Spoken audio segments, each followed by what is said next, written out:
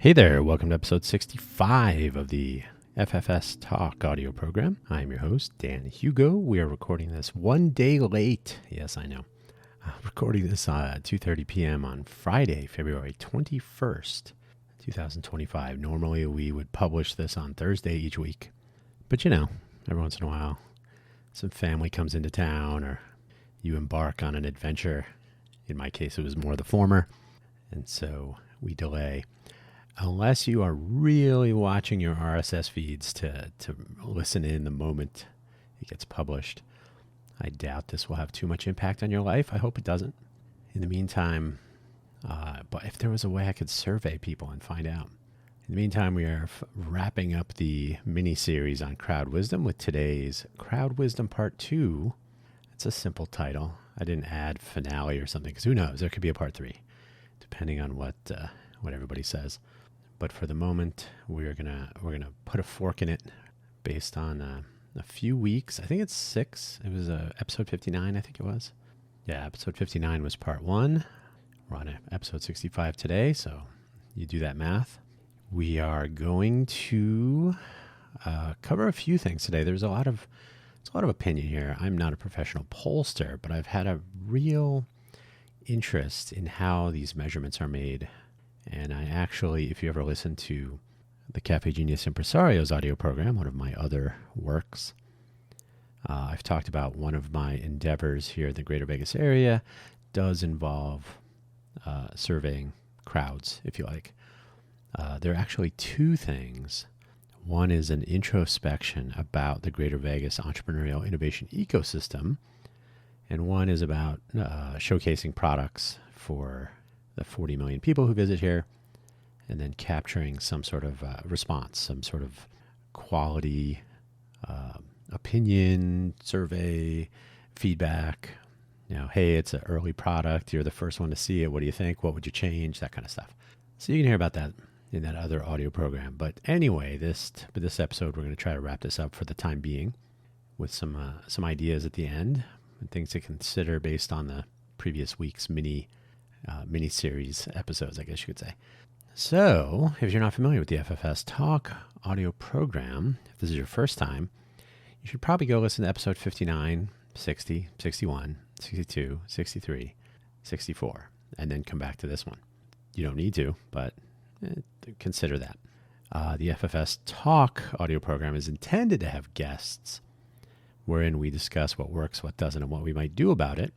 So I like to say that today included, all of the episodes have been laying the groundwork for future discussion. So planting seeds. If someone listens to an episode and says, oh, I have some thoughts on that, well, come on down. So this entire series, same deal. If you do not know what FFS means, well, you need to meet more Irish people. Hopefully wherever you have found this audio program, you're able to locate the episode description, which includes the show notes. There's a summary of the episode, which I will read to you. And today there are only 2 links. The previous episodes have had a few links and so on. So today we're just going to wrap it up. I didn't want to send you off doing more homework. The 2 shameless self-promotion links, of course. Let's get to it. The summary. A few connected episodes about different parts of the crowd and extracting wisdom from it, based on one view anyway. So what can we do with our fellow humans when it comes to finding out what they know about what we want to know? Yeah, there you go. Buymeacoffee.com/DanHugo. Buymeacoffee.com/DanHugo and Ko-fi.com, ko-fi.com/DanHugo. I know coffee.com, but it's ko-fi. I just want to make that clear. Buy Me a Coffee, I do have, by the way, you don't have to spend any money here. These are engagement tools. They also happen to enable you to donate a tip jar. If you want, feel free. I'm not going to try to stop you. Buymeacoffee.com. If you visit the profile at the very top of the webpage or at the very top of my profile information, there are a link. There is a link in 2 places to posts. The posts in this case do include, but are not limited to, the Buy Me an Update microcast, micro episodes, little 5 minutes or less. I think they're all less than 5 minutes. Brief summary of the previous week's audio programs and whatever announcements for the coming week. I usually post those on Monday. And I think we're on episode 14 now, maybe. Let me take a look here. I think we'll be publishing 14 on the 24th of February. So 13 already posted. You can check that out, or if you scroll all the way down to the profile page at the very bottom, there are at least a few of the audio posts.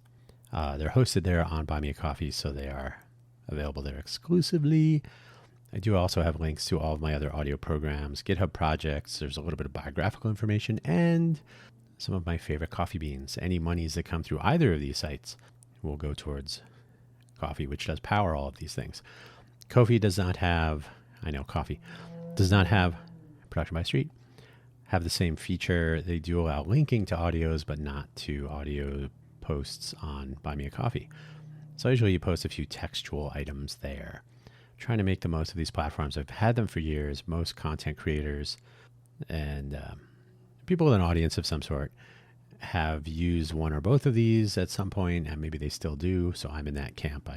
I've had both of these for quite some time now. I've not gotten rich.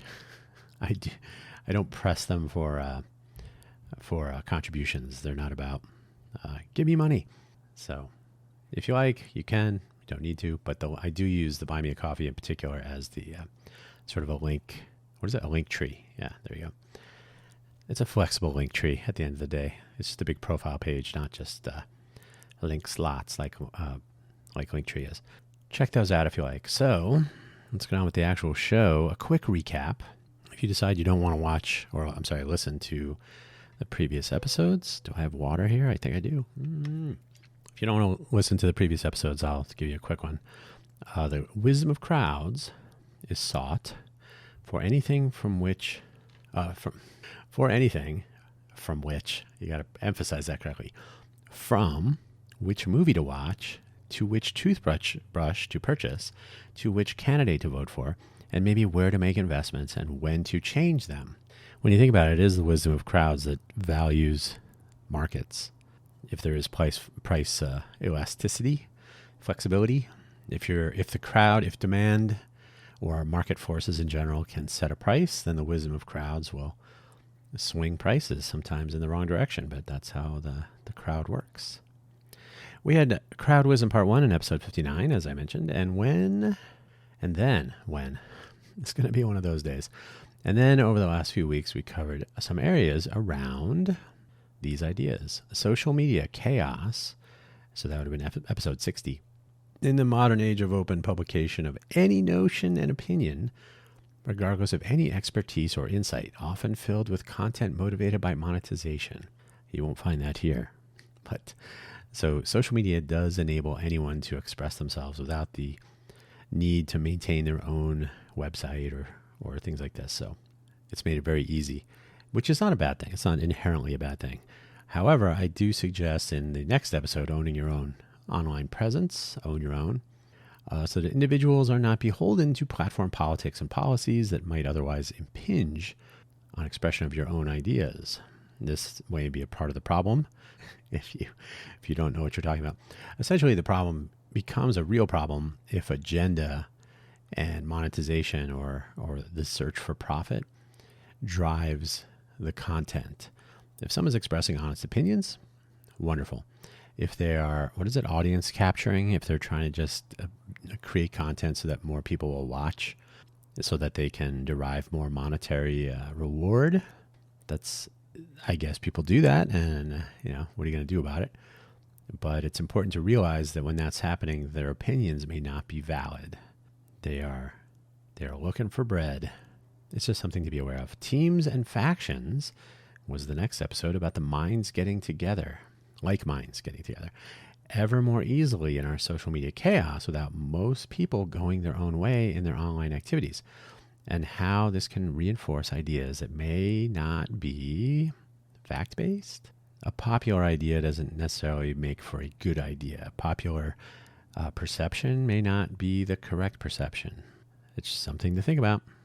Reaction to new information is something to consider seriously, and that was in the next episode, especially when the new information, which may update or correct in real time, A developing story drives the teams and factions away from clarified awareness. This would be seen in the form of, now they're saying it's something else because there may have been an initial reaction. Okay, they said the sky is blue, and then later in the day or into the evening, oh, of course, now the sky is dark blue, navy blue, or you could call it black. Then maybe overnight it turns really good black, and suddenly it's a conspiracy theory. So having real-time information updating a situation does not make the initial information deception or a lie or something, but sometimes the reaction to this information as it's changing, or a reaction in general, can be somewhat chaotic, especially if it aligns with teams and factions and popular opinion, motivated reasoning, confirmation, etc. And finally, response about an authorized, I'm all over the place today, about an authoritative message answering the question of the day, whatever the topic of controversy is, whether this is even heard when the other elements driving and stirring up the crowd are so loud. They can be so much more easily consumed because they're everywhere, and people are retweeting and resharing and amplifying and mentioning in different forums, like on podcasts and YouTube channels and so on. So the actual response, and in fact, in that episode, since it's pretty simple, there was much kerfuffle about Google removing Pride Month and some other noteworthy calendar items, months, days, celebrations, cultural events, and so on. So Google's official response was, we actually removed those last year. It wasn't in response to the current administration's policies and so on. So their response was reasonable. It was quite clear. And they said, here's where we get those dates, and maintaining every single date was becoming unwieldy because we cannot possibly provide a good level of service across any country, culture, etc. Right? So they decided to pull back and only go with I think it's dates and times. The link is in their official response, which is linked in the episode immediately before this one that you're listening to now. So the response was completely clear and, to be honest, pretty reasonable, but there was much consternation, and so people were very quick to delete their accounts, or at least say they did, and so the fire was lighted, and the response was, well, we extinguished the source. Well, nope, too late now. The wind has already been blown, and but this was also on the heels of Google Maps renaming the Gulf of Mexico, so they kind of set themselves up for that, unfortunately. But that's interesting. The response, you would hope, would be authoritative and informative and useful, but it isn't quite so much if no one hears it or believes it, and that is entirely possible. So in keeping with the theme of this audio program, we can consider what works and what doesn't, as we have pondered implicitly over these weeks, and then take a stab at what we would do to not necessarily fix the world, but at least consider more closely how we make use of crowd wisdom as we encounter it. I wish I could find this Paul Reiser clip, but I will also talk about my time at salon.com. So I cannot find the clip anymore. I thought I had it. I thought I downloaded it specifically because it was hard to find. That may have already run its course and it's no longer published. And I think it was Paul Reiser, stand-up comedian, sometimes comedic actor, talking. It was in his early days, and I think it was on David Letterman. He's talking about the wisdom of crowds, really. And so I'll paraphrase it here. I will not do it so much justice. It was they and the guy. The guy is someone who is some vague or vaguely known, maybe, or completely unknown, authoritative source of information. So it's the guy. Who'd you ask? I asked the guy. The guy over there told me. That kind of thing. They are the people who have heard from the guy previously, perhaps, or from somewhere, maybe from another they, some other group of people, and who share that information more broadly. So the guy is more like one person, maybe, that nobody really knows or might barely know, or maybe somebody did know at some point. And then they told me, where did you find this information? They said the guy told them. That kind of thing. Very vague. So the example he gives in his bit, his stand-up routine, is Paul coming upon the ticket line at a movie theater that he's going to see a movie. He asks the person who seems to be at the end of the line if this is the end of the line for the movie in question. And they say, yes, it is. And then he asks how all of these people know that, because they probably only did what he just did. And that the guy knows from the head of the line, oh, yeah, the guy said so. And then they have been sharing this information. The person he has asked is only a few minutes wiser than he is. So I've not done it quite justice. He was a little bit funnier at telling it. But the point is, we will believe what the person in front of us tells us because we've assigned them some credibility. I guess they're in line, and the person in front of them told them they're in the correct line, and that this is indeed for the movie. And who amongst us has found out sometime later, this was not the line for them. Everybody in front of me thought it was, but the person who first answered that question an hour ago or 2 hours ago, way up at the front of the line, somehow got it wrong. It happens. When I worked for Salon.com, I think it was 2005, it was a while ago, I was working on the comment system, which would transform letters to the editor, which were up until that point literally emailed to the editor. And then they would decide if they were going to publish them somewhere, maybe with a response. So letters to the editor was about to become just letters, and it was going to be basically a comment system. Today, this is universally expected almost. But the ability to post a comment from the unwashed masses on my professionally written journalistic piece or commentary or editorial was, it also raised something of a kerfuffle. But so we were indeed going to have user comments per article or per work. This was a long time ago, so it was somewhat a new thing at the time. But yeah, right now it's old news. But more relevant, perhaps, was the notion of the Open Salon project, which did actually launch after I departed Salon. I did not work on it at all, but I did kind of know about it before it commenced. And the general public would be able to contribute to the platform. So Open Salon was essentially a blogging platform that people could contribute to, and it was kind of co-branded with Salon, so it would be a little, presumably left-leaning and so on.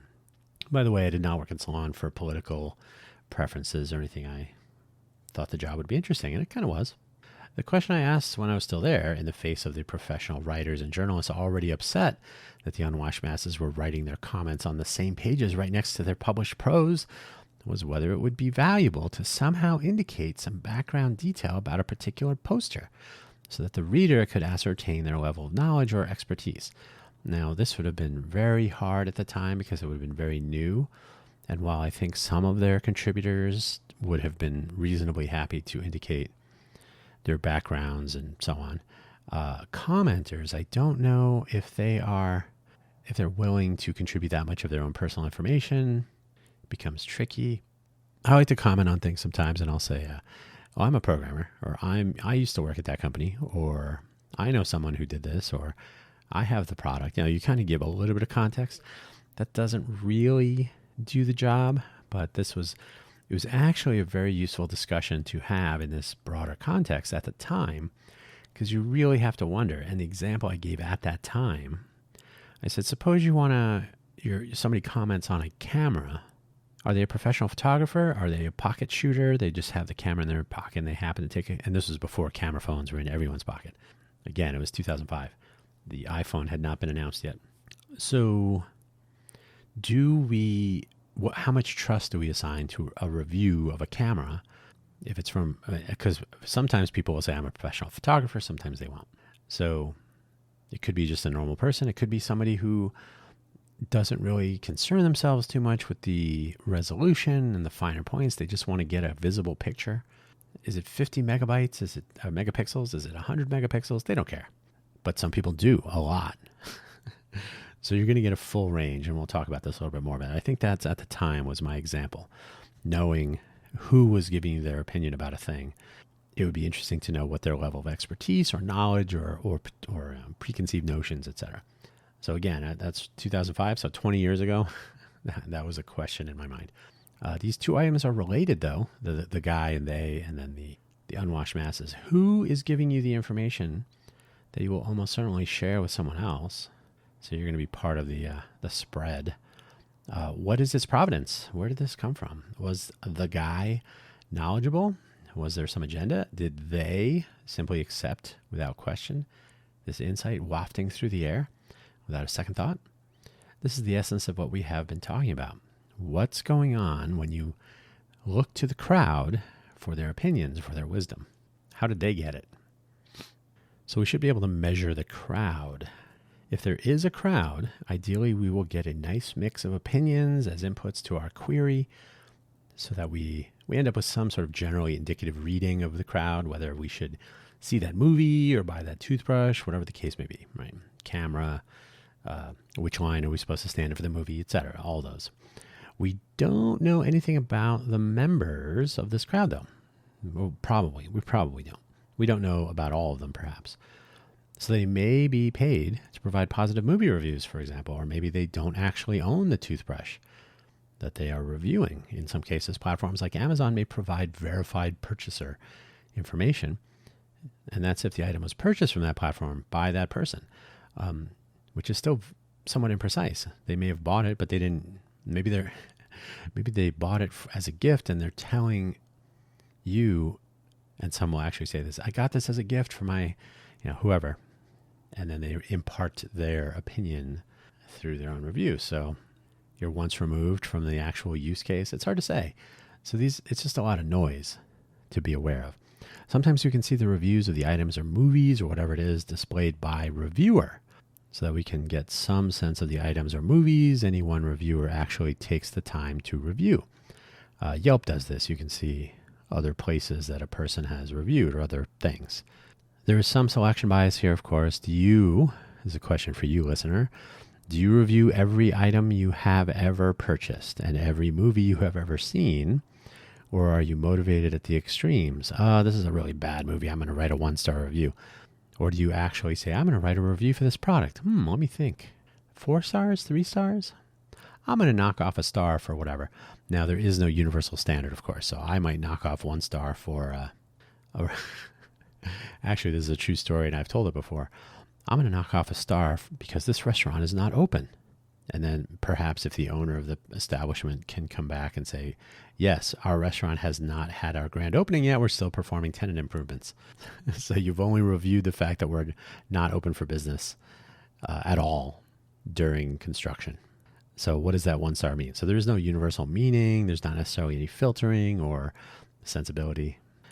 So who are they, though? Flipping back to Paul Reiser, they saw this or that. But who are they? I'm sorry, they say this or that. But who are they? And how did they arrive at these opinions? Suppose you read a review of a toothbrush by a casual person who gives it 5 stars, and another by a person you don't know. They might be a dental hygienist who gives it 1 star. Maybe they indicate that they are a professional, or maybe they don't. But would you treat those 2 reviews differently if you did know the difference? So would you say, oh, okay, dental hygienist thinks this toothbrush is horrible. But what does that mean? Are they a good dental hygienist? Have they been doing it for 1 year, 10 years, 100 years? Do they still have all their own teeth? So you could go down these rabbit holes, of course, but it depends on how important their indication might be. You might get a sense of the toothbrush in general. It doesn't really matter if you're a dental hygienist. You will listen to the, if it has 100 or 1,000, if it has 14,000 reviews and it has 4 stars, it's probably okay. If it has 10 reviews and it has 3.5 stars, it may be something to look into. And the star rating system, again, is kind of broken. So where does wisdom come from? That's a big question. When you survey the crowd, are you asking for their experience or their opinions about experiences they have heard about? Are you asking for what they think or what they are repeating? And that latter point, of course, is politically charged lately. You can ask someone what they think about something in the modern era here in February of 2025, and you may start hearing headlines, the talking points of their particular political party, and there's a standard set of responses, and there's standard this and that. Is that what they think, or is that just what they agree with? You can get some sense, I suppose, if they simply defend the talking points, that they have not conducted their own analysis. I'm not trying to get too political here, but it's something you've probably encountered lately. Is the argument about what you've heard or what you actually think?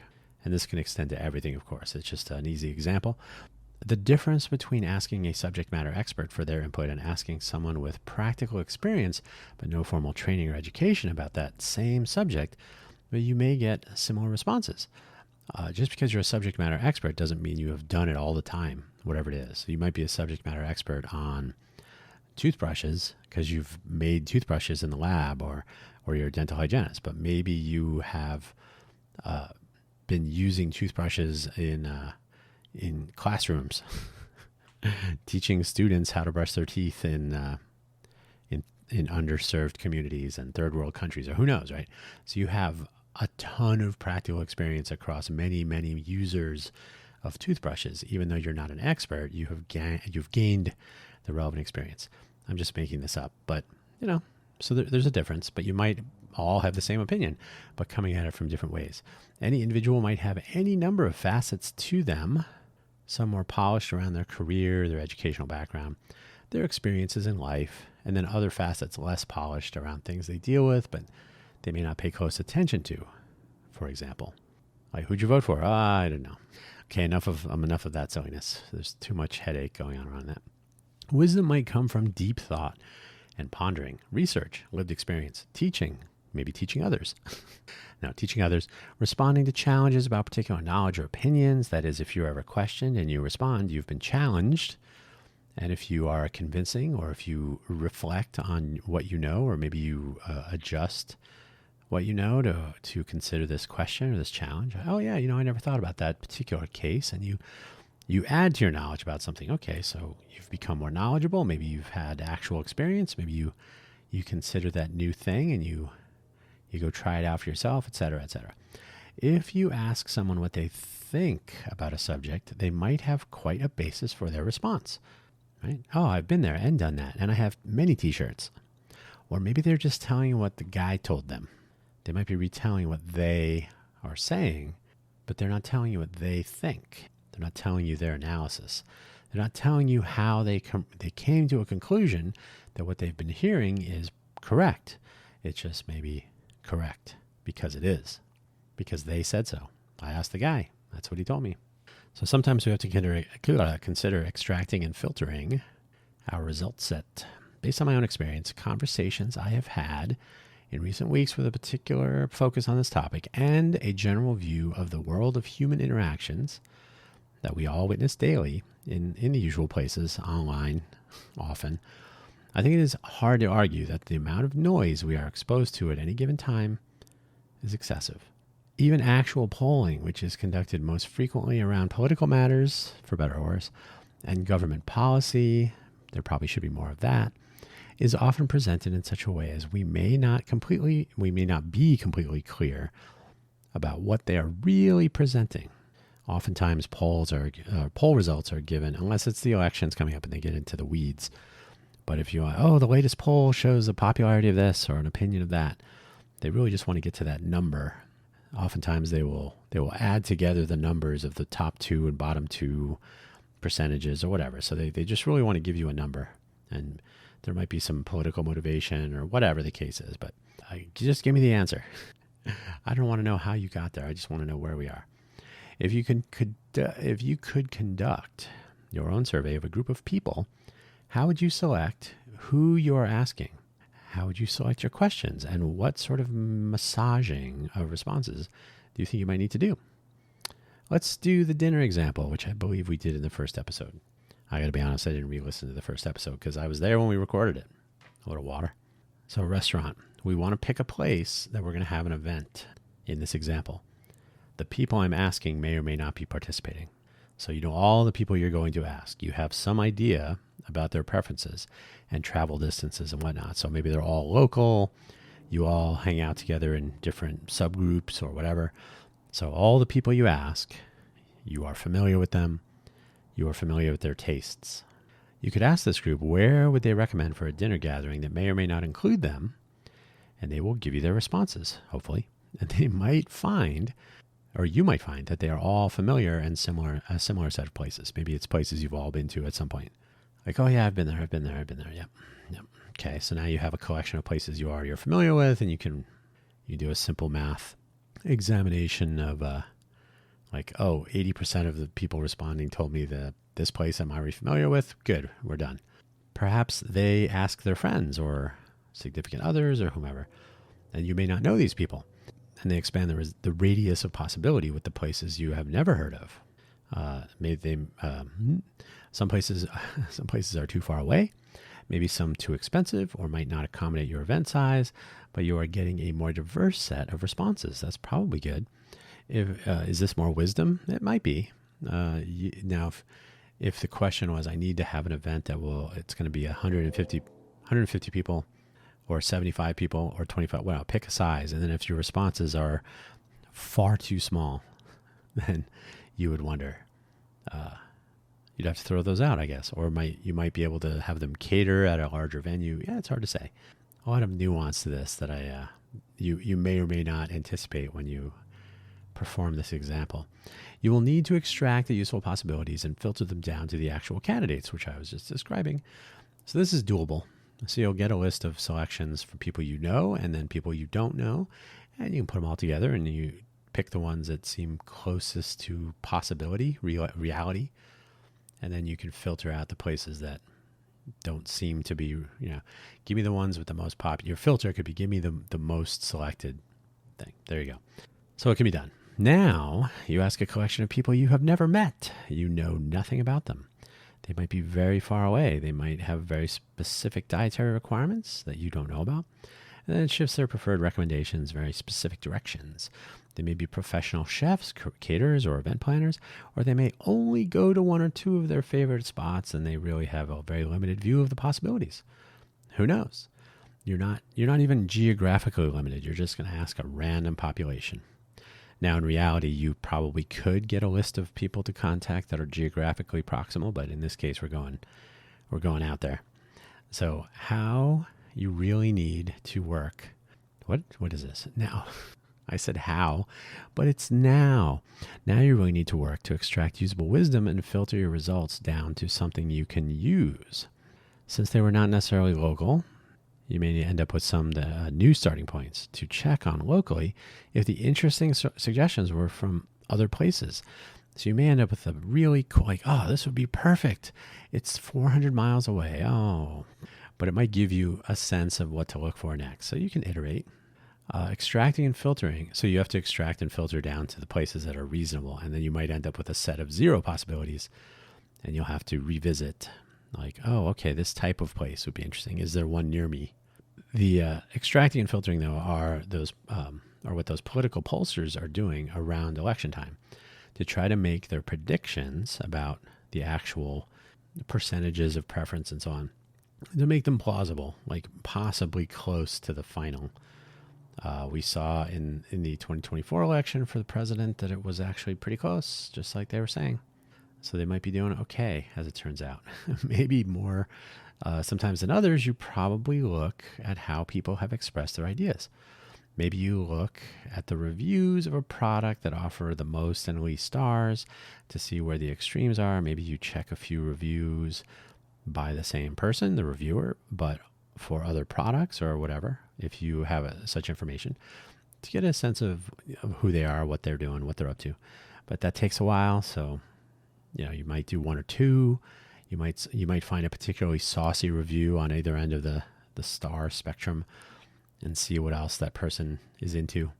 You probably have your own algorithm for filtering, extracting and filtering, and you may not even know it, but certainly you are not considering every input in the same way. So we will tend to try to filter. The human brain is pretty good at trying to classify things. So you may run through and classify that doesn't sound right. That one sounds interesting. That one probably isn't honest. We're not always good at it, especially when we have limited information. But it is something our brains will try to do, classify things. So we're coming to the end. And this is not, of course, the end of this discussion. That's why this is only part 2. It's the end for now. But what would be proactive crowd participation? So I've kind of hinted through this episode and in the previous parts of this mini-series that the opinion that someone expresses will probably be influenced by outside forces, and some of them will be completely wrong. Some of them will have an agenda. Some of them will be best intentioned. Some of them will some of the inputs will change over time. right? The reaction might not. So as new information becomes, version 2 of a toothbrush might be much better or much worse. But if I already have version 1, I don't need to check version 2. And then if somebody says, what do you think of this toothbrush? Oh, I love mine. But the person gets version 2 and they say, oh, this is awful because it changed. So kind of a silly example, but not really, because you never know if people are keeping up with the latest version of a story or the facts. Did they consume and believe the response to an accusation that was made in the social media chaos of today? Did they get sort of drawn into the reaction of the crowd? Is their team louder? Are they part of a faction of people who are particularly extreme? And then, all that stuff. So that's why we've been talking about this for a few weeks. So suppose we want to measure our crowd, though. Facebook has been doing this, what I'm about to talk about, since they launched, and they have been able to do some very troubling things with their detailed user profiles and ad targeting and worse. But what if the members of the crowd are willing participants in a privacy-aware analysis of crowd wisdom, starting with individual wisdom over time? We could build up a visible profile, that is to say, transparent. It doesn't necessarily have to be visualized, but you should be able to see, I don't think you can see any part of what Facebook thinks you are, right? That's their secret stash of value. But if we build up a visible profile or transparent profile of you and you wanted to see what you have, you might say, oh, I don't think that, or I don't agree with that. So it might be possible to actually, because the goal here is to provide some insight into how you are gathering or collecting is gathering, but how you're capturing and collecting these bits of information that form your own wisdom about something, right? And wisdom does include some reflection and life experience and all that. So simply knowing, what is it? I can't believe that. There's the knowledge of something, and then the wisdom is knowing when, what is it? Knowledge is knowing the answer. Wisdom is knowing when to share it. Something like that. So there's more to it than just knowing. You have to kind of understand, comprehension, if you like. So some people do change their minds. So what if we could actually kind of say, hey, if you want to participate in this survey community, so for example, in my introspection, Greater Vegas introspection project, who are you? Have you lived here forever? Are you a local? Are you a native? People are very concerned about that in Greater Vegas. Are you a professional this? Are you an amateur that? Are you a foodie? Do you post a lot of pictures online? People who post a lot of photos of food online may be doing it for money, which is fine. But knowing that, you could actually ask, are you a professional content creator? Knowing that, their reviews of things may be slanted a little bit because you don't want to have the people that are paying you money find out that you really don't like their food. So you have to be aware of that when you're surveying those parts of your crowd. So having some idea of what people do and why they do it. And then you could always say, well, you're going to be anonymous, so we're not going to actually connect that. But someone who is a paid food reviewer, restaurant reviewer, and so on, they will tend to go to a lot of restaurants.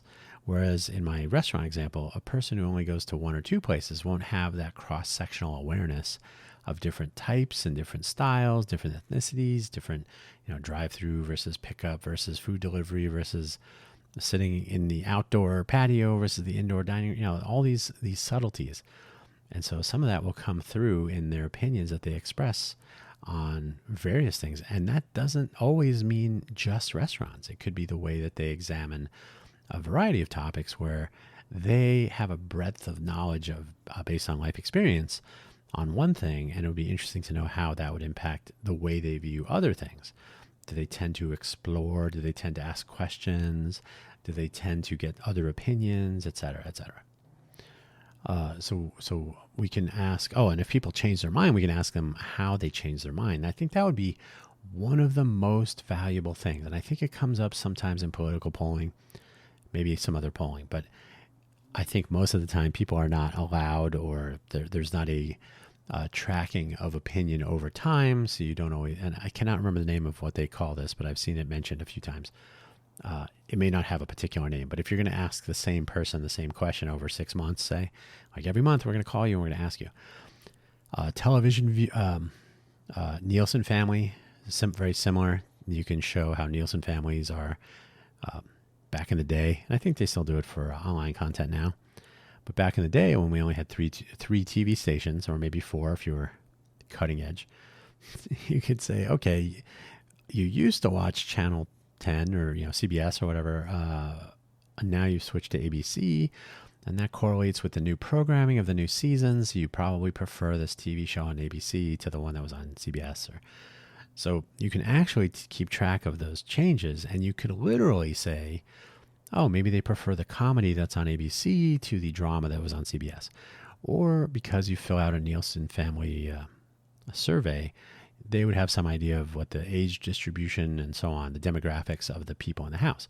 So if you did something similar with a variety of topics, and you could, and this is what Facebook is doing and others, they're collecting your personal profile information. But if you opt into that, and you can actually say, well, I'm a caterer, I'm a professional photographer, I'm an amateur something, I'm an amateur magician.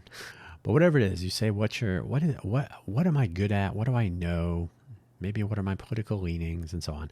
But then if you want to change something, they could say, well, so what made you change this? I've learned more, I've just changed my opinion and so on.